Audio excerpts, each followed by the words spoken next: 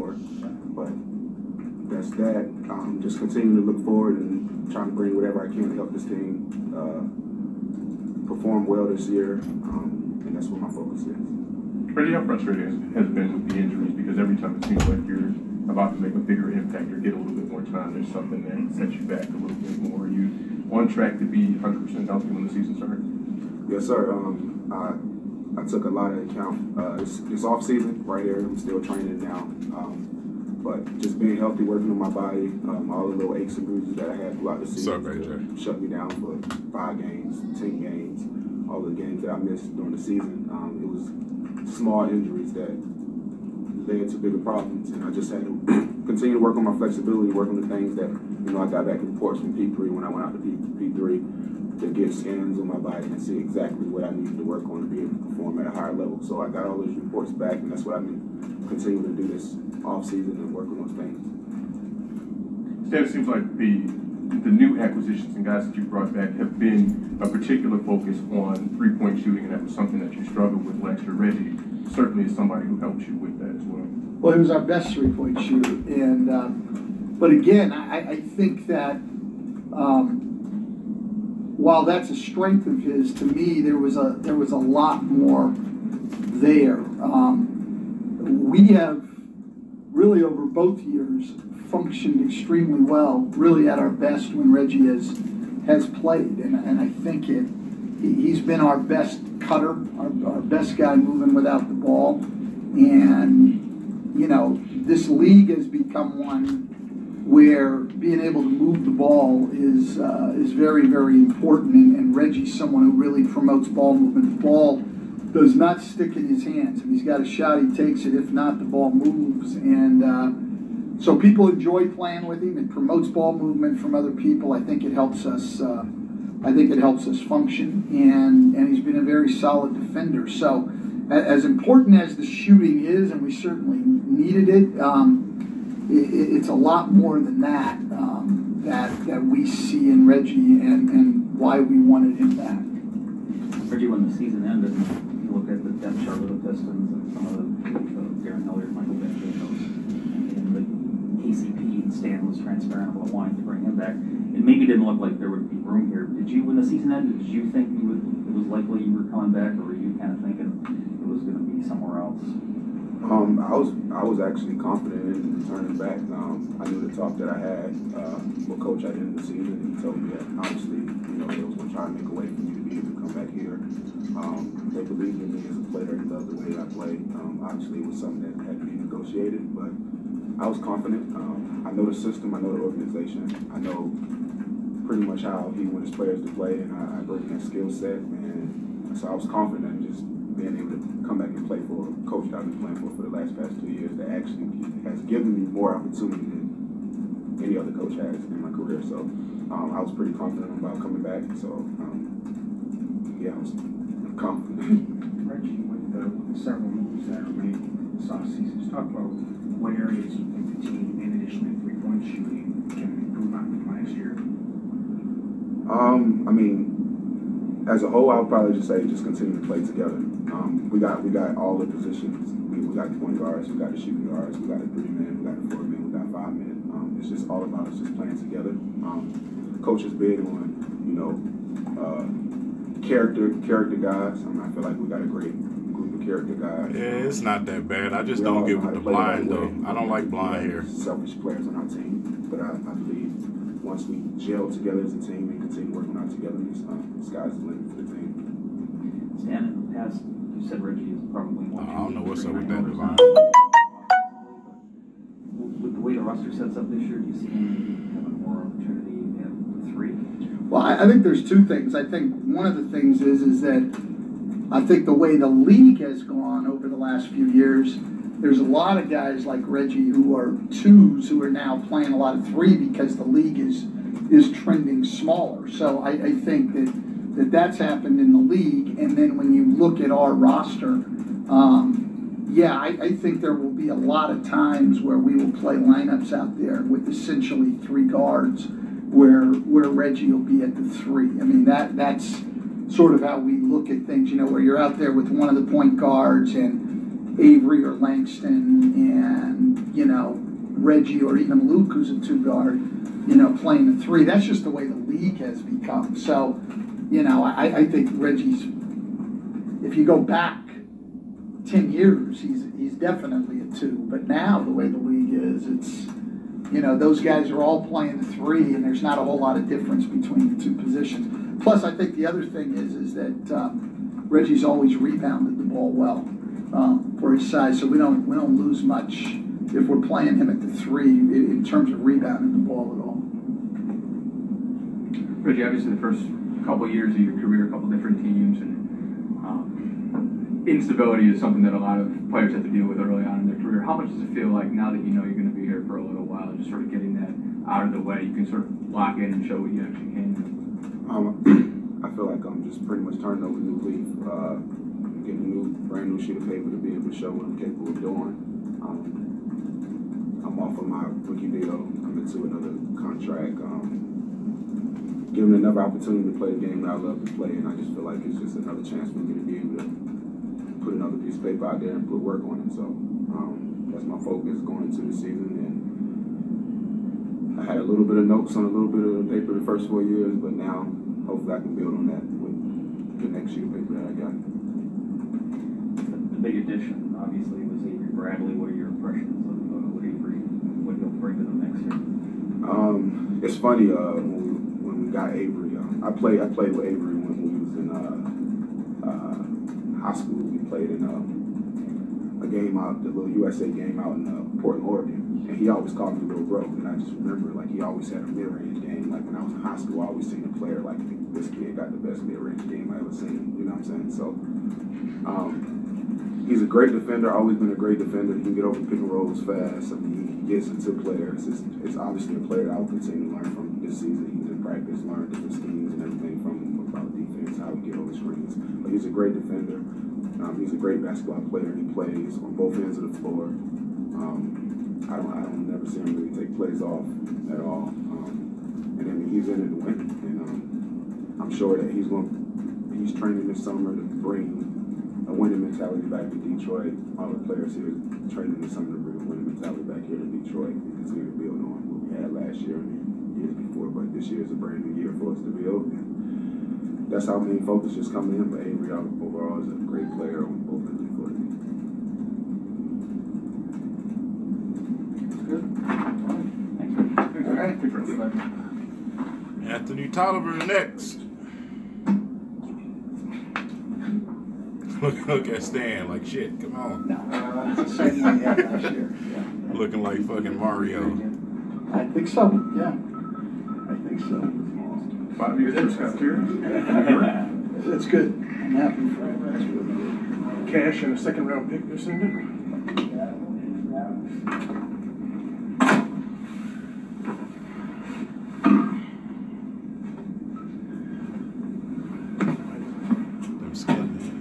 Again, another person I don't think we really have to introduce to you. You all know, but we were really happy to be able to bring AT back here to Detroit. I think that, you know, and a lot of you guys pointed it out in the things that you wrote during the year, you know, that I think we did miss the leadership of the veteran group of guys we had 2 years ago with AT and Joel and Steve, and AT being the guy in that group who, you know, played the most and had the most significant impact. And then we went into the off season, as I've said in all of these, and you know, we really wanted to focus on 3 things, and the first one was a combination of character and competitiveness, which AT brings at an extremely high level. He's one of the, you know, highest character guys in the NBA, and what he will do in terms of leadership, I think, is important to our team. But it's important that, you know, he's a guy who can go out and play. It's tough to be a leader who's not playing, and AT still plays at a high level.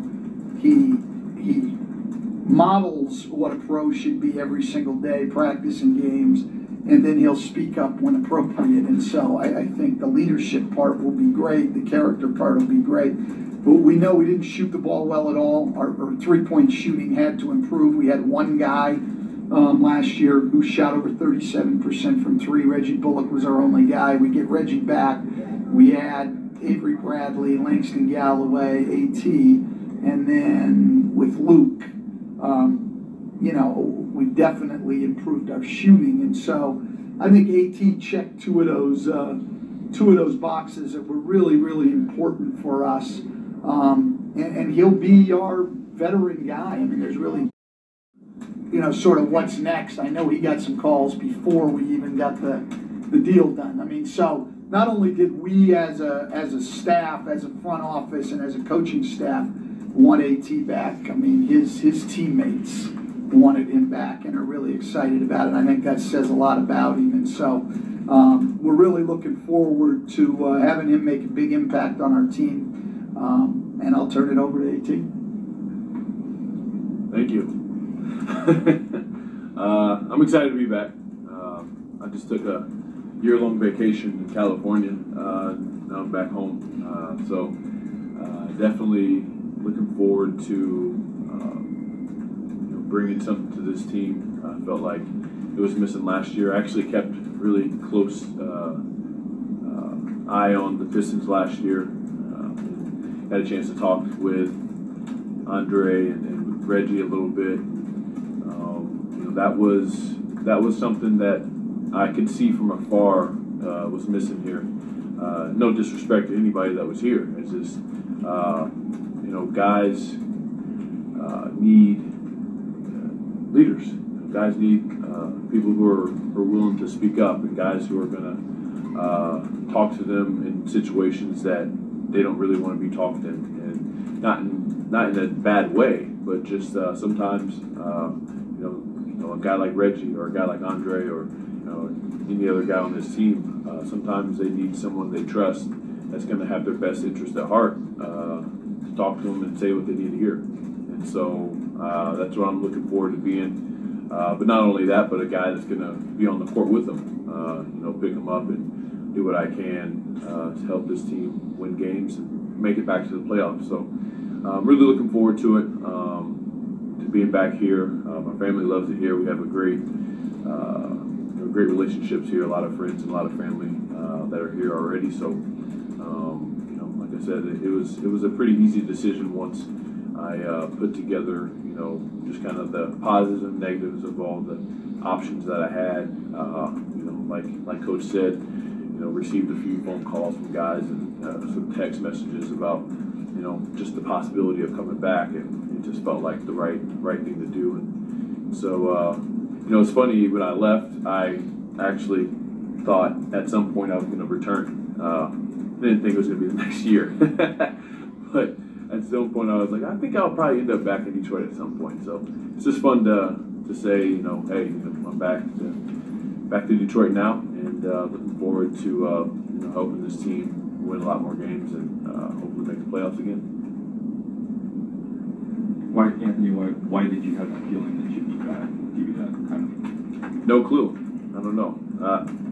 I've never really felt like that about any other team, and so for some reason, when I left here and went to Sacramento, I told my cousin lives here. He's lived here his whole life, and so I told him, I said, hey, I'm going to Sac, but I'm going to be back at some point. I told him that like the day that I signed with Sacramento.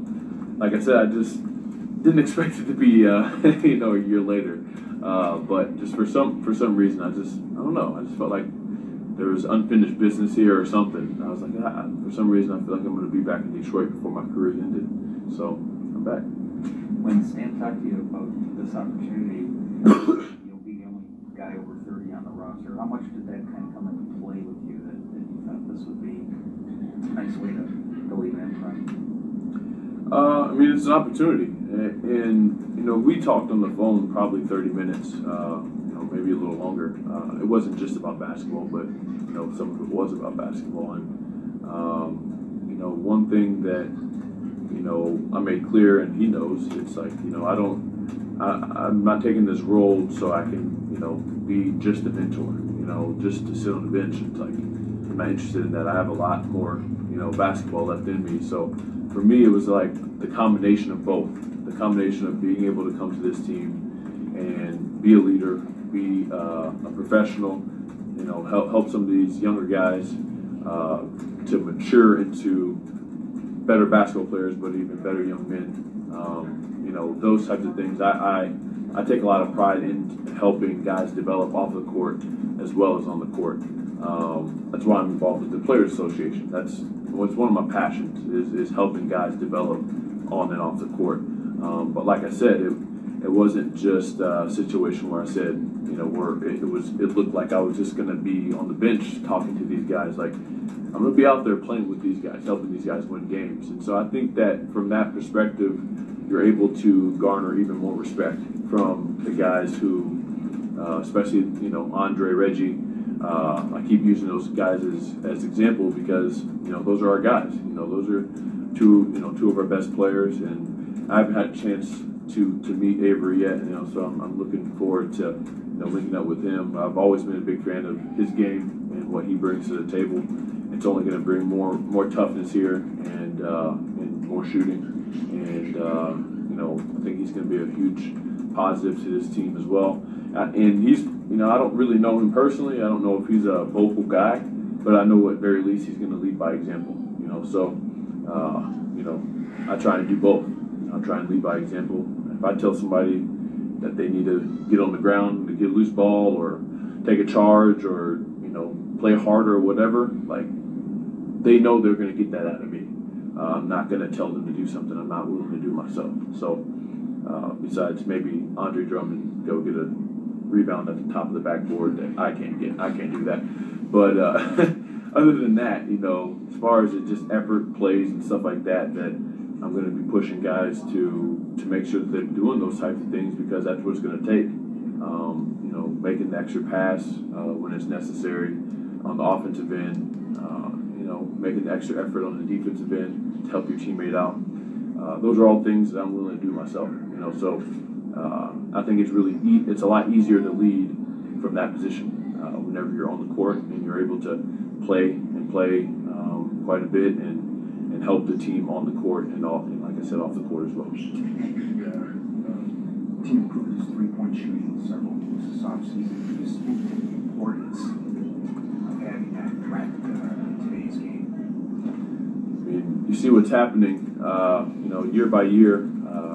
The teams that are successful are the teams that shoot threes. I mean, it's just a part of the game now. And if you can't shoot at a high clip, you kind of get left behind.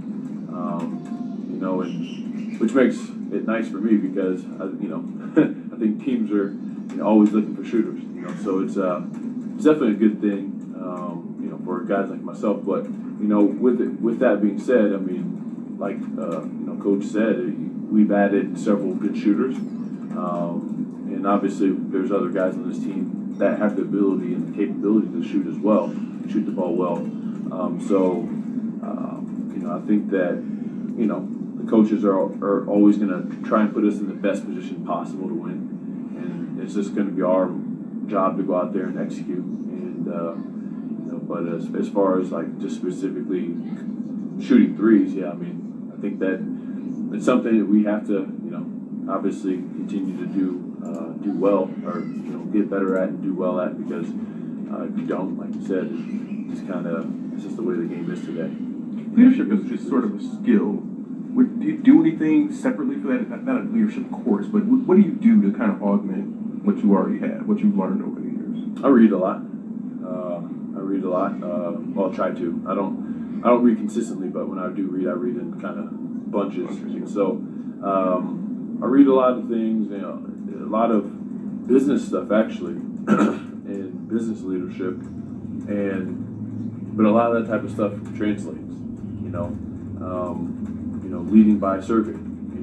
That type of stuff that a lot of people don't really associate with leading. It's like that's what the real true leaders do. And so that's the type of stuff that I really enjoy doing off the court. I have a lot of businesses off the court, and I do a lot of business stuff off the court.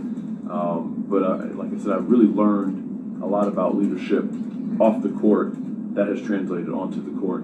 And like I said, I think the biggest factor of the reason why I've developed into a good leader is because when I say something to somebody, they trust me, and they trust that whatever I say to them, that I'm going to do it myself. I'm not a hypocrite. I'm not someone who's going to tell them to, do something I'm not willing to do myself. So that carries a lot of weight, and especially when you're talking about young guys. And we have a lot of young guys. So, it's nice, like I said, to have familiarity with, a lot of guys that are already here. And that's going to be another huge boost to my ability to affect change. Is that the guys here, majority of the guys here already know who I am and what I represent, and that they don't have to, I guess, fill me out. They know I'm coming from a good place, and that if I ask them or say something to them, it's coming from a place that, hey, I'm just trying to win. Like I don't care about any of this other stuff. Like I don't care about shots. I don't care about points and stats and all. I don't care about any of that stuff. Like I care about winning. That's it. And so if I'm telling you something, it's just about winning. That's all. Don't take it personally. Don't. You know what I'm saying? Like it's about winning. And so all those guys know. The majority of the guys here know that's what I'm about. And so that's probably a part of the reason why they're excited about me coming back is because I try to make sure that my presence is known on the court and off the court and everything else. Is that kind of weird being I won't even say oldest, most of them only be 32? Mm-hmm. It's weird. It's definitely weird. And not only that, but being the oldest by like 3 years, it's like it's quite a big gap between myself and Boban. But at the same time, I don't feel old. You know what I'm saying? Like I don't that's, to me, that's the most important thing is I don't feel old, and my body's still great. I'm in just as good or better shape as I've ever been in my life. I feel like I'm playing at the highest level as I've ever played in my life. As far as shooting the ball, and I'm getting smarter, on the court as time goes on, with the experience and stuff like that. So, as far as all that goes, it's definitely weird, but I think it's gonna really be, like I said, a unique opportunity because I'm gonna be the oldest guy, maybe garner the most respect on the team as far as being a veteran. But I'm also, it's not gonna be just, oh, he's done it for years, he used to be something, blah blah blah blah blah. But it's gonna be like, hey, he's still helping the team win, So I think it's unique to be the oldest guy on the team, be able to help guys develop, and still be able to help on the court. So I'm looking forward to it. You only had 19 games, I think, or so with Langston Galloway, but what were your impressions playing with him, and how do you think he'll fit here? I think he fits perfect. Me and him, we connected really quickly. Got to know each other really quick. I mean, we had familiarity with each other because of Garrett Temple is a mutual friend. They're both from Baton Rouge, and they're both very proud of Baton Rouge. So, but anyways, one of my best friends in the league is Garrett Temple, and so naturally, they were really good friends. Me and Garrett were really good friends, and so me and Langston became really good friends pretty quickly. So off the court, got along great. On the court, actually have a lot of chemistry. Even though we didn't play very much time together, but we practiced a lot together, and I'm a pick and pop guy, so he was kind of like my pick and pop partner, warm ups and all different type of stuff, and I really think he's a good player, and he's kind of been one of those under the radar guys the last couple of years that this organization obviously found and saw value in him that maybe some other teams wouldn't, and so I think that he's a great addition to this team. And he's another young guy. He's a guy that came up out of the G League, just like kind of like me, undrafted. All that. Hold on, fellas. Specifically the Coney Dogs, the Michigan There you Lefts, go. constant construction. Not the Michigan Lefts. I hate those things. You know, honestly, the people. Like, Sacramento has unbelievable fans as well. That was one thing that you cannot ever take away from them. Great fans, great weather. Did not miss the weather here. I did not miss the weather. I promise you that. But the people here, you know, unmatched. As far as across the NBA, I've been a lot of places. You guys look at my resume. I've been a lot of different places. We've never had this type of like camaraderie with people that we had while we lived here. With the amount of friends and the amount of people that we've connected with in this area was unmatched. So only being a year removed, it's pretty cool to come back to that. The first time when I got traded here, my wife wasn't too excited about it. I'd say Boston would be This number time, one, Cleveland would be number going back to two. Detroit, she was about as happy as you can get. So really cool for my family to come back here. My son's best friend in the world actually is right here in Detroit. So you know, it's really cool for them. Really cool for me to come back, like I said, with familiar coach, familiar teammates. Cleveland just didn't do enough for me to think that they'll go to number one. So I'm going to stick with Boston at number one right now, and I go Cleveland number going two. from the newest arena in the league to now the newest arena in the league again. Yep, my first college game was in a brand new arena as well. So I just follow new arenas, I guess. I just like new stuff. So yeah, I mean, it's just really funny because when I signed with Sacramento, I had no clue they were building a new arena. And I completely, when we were going through this process, didn't cross my mind that there was going to be a new arena. Actually, I didn't even know it was brand new. I thought it was there and they were just going to move down there. So I just found out about 10 minutes ago that it was brand new. I was like, well, that's perfect. So yeah, it's cool. I mean, it's, you know, you get to help usher in a new era, you know, and that's going to be a cool feeling. It's going to be a cool deal. The fans, it's going to excite the fans. The fans are going to be really excited, and it's going to bring new energy. I saw it happen firsthand in Sacramento last year, and so I think it's going to be the same thing here, where you know the fans are just going to get new energy, re-energized, new building. And hopefully it helps propel us to. Yeah, and that's part of the reason why I'm saying what I said, because there's no reason LeBron is about to stay interested the entire year. I highly doubt that he stays interested this whole year. So you can expect them to lose some games.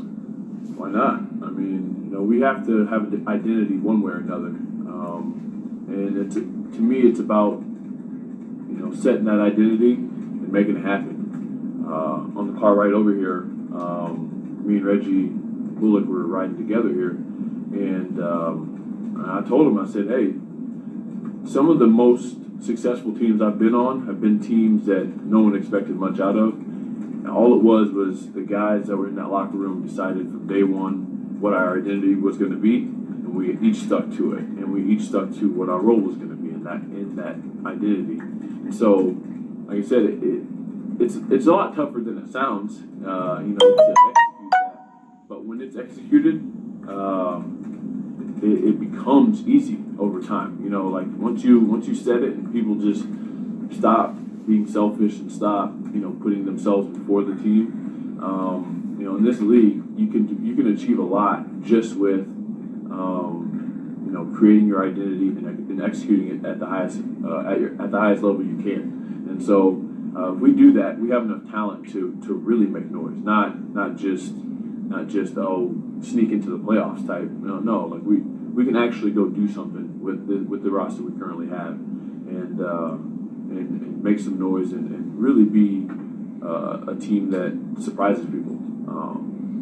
Whatever, I don't know what people are projecting us to be and all that stuff. None of that matters. You know, all that matters is what we end up deciding to do in our locker room as individuals, and then come together as a team to execute what we need to do.